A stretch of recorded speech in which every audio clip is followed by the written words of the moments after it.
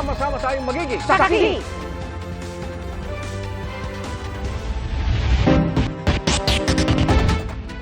Igan, nagsara muna ang kontrobersyal na resort sa gitna ng Chocolate Hills sa Bohol. At kanselado na rin ang kanilang permit to operate. Gitna lokal na pamahalaan, ngayon lang nila nalaman na may closure order ang DNR na noong 2023 pa umano in-issue. Saksi, si Maki Pulido. 2019 pa o bago pa ang COVID pandemic, operational na ang Captain's Peak Resort sa gitna ng Chocolate Hills sa Bohol. Pero ngayong araw, kinordonan na ang paligid ng swimming pool at hindi na nagpapapasok ng mga bisita. Kinansela na rin ng Sagbayan LGU ang kanilang permit to operate nang malamang may naka-issue ng temporary closure order mula sa DENR. Sabi sa pahayag ng DENR kahapon, September 6, 2023 sila nag-issue ng utos na ito. At noong January 22, 2024 naman, nag-issue sila ng notice of violation dahil nag-operate ang resort ng walang Environmental Compliance Certificate o ECC. Aminadong resort na wala silang ECC dahil hindi pa tapos ang kanilang aplikasyon sa DENR. Mahaba raw kasi ang proseso. Wala mo na problema na mo nga wala ni isisi. Isod lagi ng ignorante kayo taba. Record na ignorante kayo nga kanang magkuan og business mo na lesson to learn. So atay mahimo ato dyan ang paningkamutan na comply. Pero paano nga ba pinayagang matayo ang resort? Ayon sa Bohol Provincial LGU, nabigyan ng clearance ang resort mula sa Protected Area Management Board o PAMB noong 2018. PAMB ang ahensya sa ilalim ng DENR na namamahala sa mga protected area tulad ng Chocolate Hills na isang UNESCO-declared geopark.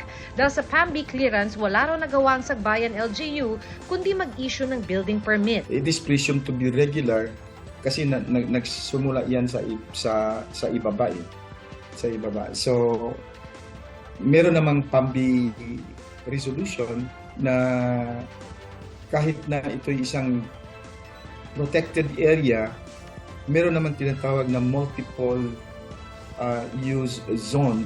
Ang Provincial LGU naman humingi raw ng aksyon mula sa DENR noong August 2023 matapos ang investigasyon ng kanilang sangguniang panlalawigan.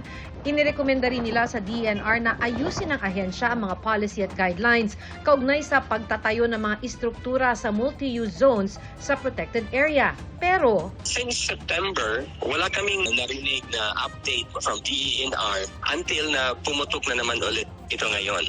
kapwa rin sinabi ng Provincial LGU at Municipal LGU na sa social at mainstream media lang nila nalaman na nag-utos na pala ng pagsasara ang DENR. Noon pa sana, had we known na may temporary closure order pala, then we could have monitored the compliance. Kung nalaman at binigyan kami ng kopya, official copy ng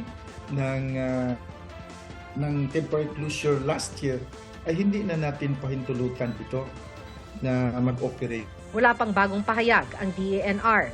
3 bayan sa Bohol ang nakakasakop ng Chocolate Hills. Bukod sa Captain's Peak Resort na nasa bayan ng Sagbayan, may iba pa raw resort sa ibang bayan. Bawat munisipyo na mayroong Chocolate Hills ay napailalim iyan sa protected area o ng PAMB. Kaya nga nalulungkot tayo kasi bakit nasi-single out tayo, marami naman dyan. Sinisisi man ng LGU ang PAMB dahil ito ang namamahala sa mga protected area, iimbestigahan pa rin ng DILG ang mga opisyal ng lokal na pamahalaan. Sabi ni DILG Secretary Benher Abalos, titingnan nila ang pananagutan ng mga LGU na nasasangkot at magsasagawa ng legal na hakbang kung mapatunayang may nagpabaya o may irregularidad. Maghahain ng resolusyon ng Senate Committee on Environment, Natural Resources and Climate Change para malaman kung paano na itayo ang resort sa Chocolate Hills, ayon kay Senator Cynthia Villar. Nauna nang naghain ng resolusyon si Senadora Nancy Binay na chair ng Committee on Tourism ng Senado. Mag-iimbestiga rin daw ang Kamara. Pag nasa aerial shots ka, ang pangit din. Para siyang kulugo. Diba? Tumubong kulugo sa mukha mo. Okay? So ang pangit to kahit anong palusot. Sa panibagong pahayag ng Captain's Peak kasunod ng pagbawi sa kanilang business permit, iginiit nilang nananatili ang kanilang commitment para mapanatili ang ganda ng Bohol at ng Chocolate Hills. Inaaral daw nilang lahat ng hakbang na pwedeng gawin at umaasa sa mabilis na resolusyon. Nakikipag-ugnayan daw sila sa mga otoridad at umaasang makakapagbalik operasyon sa lalong madaling panahon. Para sa GMA Integrated News, Maki Pulido ang inyong saksi. Muntik na hindi matuloy ang biyahe ng mag-asawang patay lang demand matapos makitaan ng bala sa kanilang bag. Itinanggi naman ng Office for Transportation Security na insidente ito ng tanim bala modus. Saksi si Joseph Morong. 2015 nang pumutok ang mga ulat ng tanimbala o daglag bala modus sa NAIA. Reklamo ng mga pasahero na biktima umano nito, tinamnan sila ng balang hindi naman kanila sa kakinikilan ng mga tauhan ng airport. Sa paglipas ng mga taon, ilang beses nang sinabi ng Department of Transportation, wala nang ganitong modus. Pero isang pasahero ang nag-post sa social media bilang babala sa publiko. Kwento ni Charity, biyaheng Thailand sila ng kanyang asawa nitong Enero nang tawagin sila ng mga otoridad sa final security check. Nakita kasi sa kanyang bagang isang balang nakaplastik. Gate ni Charity, hindi sa kanya ang bala. Mabuti na lamang daw at dala niya noon ang lisensya ng kanyang baril. Magkaiba po yung bala. Tsaka sabi ko, hindi pa ako gumagamit ng ganyang klaseng bala. Magaganda po yung bala ko. Wala lang. Sabi niya, sige ma'am, wala namang problema, sabi niya. Pero may papirmahan lang daw sa akin to make it sure na cleared daw ako. Pinayagan naman silang mag-asawa na makasakay. Pero bago raw ang insidente, may napansin na siyang kakaiba sa airport na mag-withdraw siya ng pera. Ang daming nagtatanong, naka-civilian sila. May bumabangga sa akin. Nilapitan ko yung asawa ko. Balik na naman nga ba ang mga insidente ng tanimbala sa mga airport? Ayon sa Office for Transportation Security, hindi raw. Giit ng Office for Transportation Security o OTS, posibleng kina Charity talaga ang nakitang bala. Automated daw ang pagsala ng mga gamit ng mga pasahero na dumadaan sa automatic tray return system na hindi nahahawakan ng kanilang screening officers. Kapag yung bag merong containing suspicious item, yung computer, yung machine na mismo ang magse-separate ng bag niya, and then that baggage will be subjected for baggage inspection. It's only the time na hahawakan niya ng baggage inspector natin. Lumalabas sa atin kasi nasa bag niya. Taning bala is a thing of the past. Pero nanindigan si Charity na hindi kanya ang nakuhang bala. Hindi, kasi meron po kaming meron po kaming license. At the same time, sinong sirang ulong gun owner ang magdadala sa loob ng airport na naka-plastic pa yung bala? Anong gagawin ko doon? Sa kabila niyan, hindi na raw magsasagawa ng investigasyon ng OTS sa insidente at hindi na rin kinasuhan ng mag-asawa. Kasi especially kung 1 or 2 pieces lang, kasi marami na mga nagdadala niya na sa paniniwala ng iba, it is anting-anting.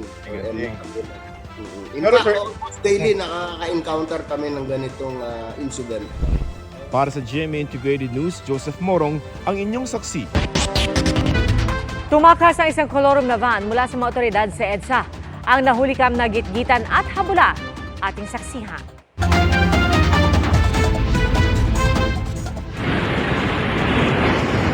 Dahil kolorum umano, tinara ng Special Action and Intelligence Committee for Transportation sa EDSA ang van na ito kagabi. Habang nakapwesto sa harap ng van ng isang sasakyan ng komite, hinanapan nila ng lisensya at mga dokumento ang driver. Pero pumalag ito at habang ini-issuehan ng ticket, nakakita ng tiyempo ang driver ng van at biglang pumarurot. Ginitgit ng sasakyan ng mga otoridad ng van para sana pigilan ito. Pero sa huli ay nakalusot ang van at tuluyang nakatakas. Na-notice nila yung isang van and na puno, at may indication na yung plaka ng sasakyan medyo private. Hindi na nag-give chase yung ating mga kasamahan dahil nga baka may endanger naman yung mga passengers doon sa loob ng van. Patuloy pang hinahanap ang driver ng kolorum na sasakyan na posibleng maharap sa patong-patong na kaso. We have already the necessary police report. I have asked my operatives to submit an incident report, and all of these documents, looking forward, we will be forwarding this to the Land Transportation Office for the necessary issuance of the show cause order kasi nakuha naman namin yung detalye ng sasakyan. Para sa GMA Integrated News, Bernadette Reyes ang inyong saksi. Philippine General Hospital Di muna tatanggap ng mga bagong pasyenteng magpapakonfine maliban sa mga kritikal ang lagay. Kasunod yan ng sunog kahapon. Nakabalik naman na sa kanilang kwarto ang 173 pasyente na pinalikas. Na-contain naman daw agad ang sunog na nagsimula sa audiovisual room ng Department of Medicine. Ito pong kwarto na to actually ay due for renovation na. No? Condemn na po yung property. Naging bodega na po siya ng maraming gamit dahil talagang aayusin na po. Ano? Malaki rin daw ang naitulong ng fire drill sa ospital. Inaasahan naman ng PGH na magbabalik normal ang kanilang operasyon sa Lunes. Patuloy ang investigasyon sa insidente. Pagtatakda ng mga polling place bukod sa mga paaralan para mas maging komportable ang mga botante, iniutos ng COMELEC. Utos ng COMELEC sa kanilang mga lokal na tanggapan. Ikonsidera ang ibang lugar gaya ng mga gym. Gagawin na rin daw sa buong bansa ang mall voting. Wala raw sisingilin ang mall owners dito. Pero paalala ng COMELEC, yung mga presinto lang na malapit sa mall ang pwedeng magsagawa nito. Dapat din daw may consultation sa mga botante at hindi ito pilitan. Nangako rin ng COMELEC na maglalaan ng budget para sa mga paaralan kaugnay sa dagdag gastos ng DepEd sa kuryente, tubig at damage equipment sa paggamit ng mga eskwelahan sa eleksyon. Kailangan lang daw mapag-aralan kung paano ito gagawin nang hindi lalabag sa regulasyon ng Commission on Audit o COA. Idinaos naman ang Register Anywhere program ng COMELEC sa University of Santo Tomas. Hakbang daw yan para mailapit ang voters registration process sa publiko, kasama na ang kabataan. Para sa GMA Integrated News, Oscar Oida, ang inyong saksi. Ipinasilip ng Kamara kung saan posibleng ikulong si Pastor Apollo Kibuloy sakaling matuloy ang pag-aresto sa kanya. Si Senador Robin Padilla naman na nauna ng tumuto sa contempt order ng Senado. Umapilang payagan ng virtual na pagdalo ni Kibuloy sa pagdinig. Saksi, sina Mab Gonzales at Tina Panganiban Perez. Dito sa detention center sa Southgate ng Kamara, idedetine si Pastor Apollo Kibuloy sakaling matuloy ang pagpapaaresto sa kanya ng Kamara. Ito po yung first stage natin. Once na meron na pong na-held in contempt, yung ating committee, dito po siya dadaan. Ano po siya, bale, i-screen po yung gamit niya, and then iiwan po yung kailangan iwan. May water dispenser at magkahiwalay na banyo para sa mga lalaki, babae at PWD. May mga CCTV camera ring minomonitor ng Legislative Security Bureau. Sa lugar na ito ay may 2 kwarto. Itong may takip na window na ito, isa itong kwarto. May sarili ang pinto, kaya pribado naman yung loob. May aircon din kung mapapansin ninyo, kaya komportable raw kung sino man ang mananatili sa loob ng kwartong ito. 2 yung kwarto, yung isa okupado ng isa ng na-contempt ng Kamara at ito wala pa raw gumagamit at posibleng dito ilagay si Pastor Kibuloy kung maaresto siya ng Kamara. These rooms are air-conditioned, accessible to the relatives of the person in detention and to the media whenever necessary. No? Pinakita rin ni Velasco ang sample ng detention order ng Kamara.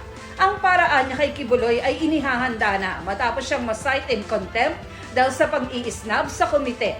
It will be ready by tomorrow, so it can be served by next week.